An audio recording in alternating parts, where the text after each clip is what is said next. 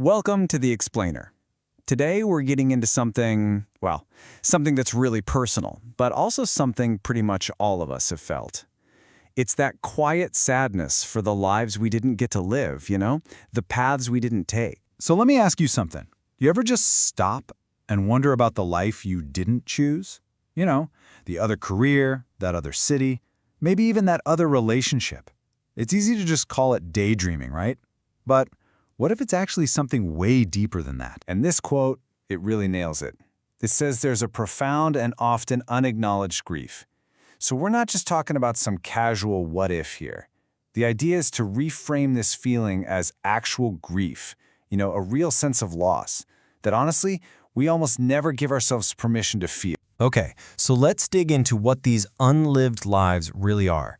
They're not just daydreams or fantasies. The way it's put here is that they're like ghosts, the ghosts of who we could have been, and they're walking right beside us. Think about it. Maybe for you it was the artist you almost became, the one who put down the paintbrush for, a real job. That version of you, it doesn't just vanish. It kind of hangs around, right? It echoes in the quiet moments, and it feels like a real part of you that just, stopped. Or hey, maybe it's the traveler who never left, the one who had the ticket but chose security instead.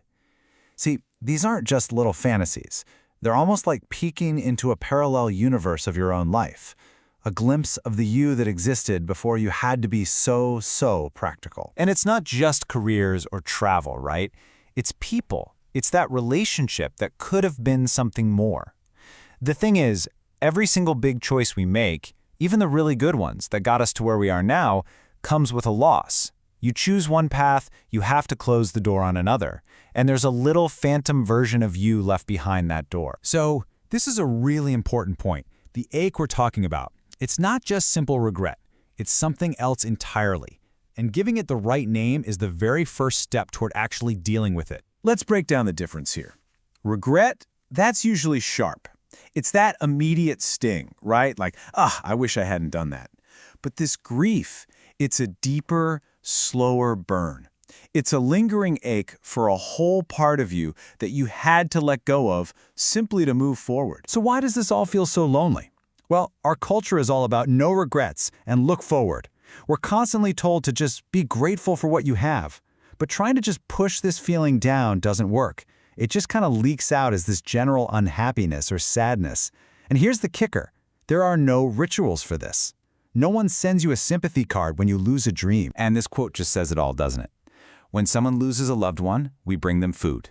When someone loses a dream, we tell them to get over it. That's the whole problem in a nutshell. We know how to grieve other people, but we have no idea how to grieve parts of ourselves. And because nobody acknowledges it, the pain feels, it feels like it's not even valid. Like something you have to hide. But the good news is you don't have to just sit with that feeling forever. There's actually a way through it, a path to peace, you could say. And it's a clear 4-step process for honoring those dreams you lost. All right, here it is. 4 steps, and they're actually pretty simple. First, acknowledge it. Actually say it out loud. This is grief. Step 2, let yourself feel it. No judgment, no timetable, just feel the sadness. 3, and this one is my favorite, you honor that dream. You thank that past version of yourself for even having that passion. And finally, step 4, you integrate the lessons. You find the heart of that dream and pull it into your life now. Okay, that last step, integration, is so key. This isn't about getting over it or forgetting about it. Nope, it's about bringing those lost parts of yourself home. It's about making them a part of the incredible, messy, complex story of who you are today. But what does integrate really mean? Like, what does it look like? Well, it's about looking at the dream and asking, what was the feeling I was after? Was it creativity, freedom, purpose? You're trying to find the essence of the dream, and then figure out how to bring that feeling into your real, current life. So, for example, maybe you dreamed of being a painter. You're probably not going to quit your job and move to Paris, but you can absolutely take a local art class.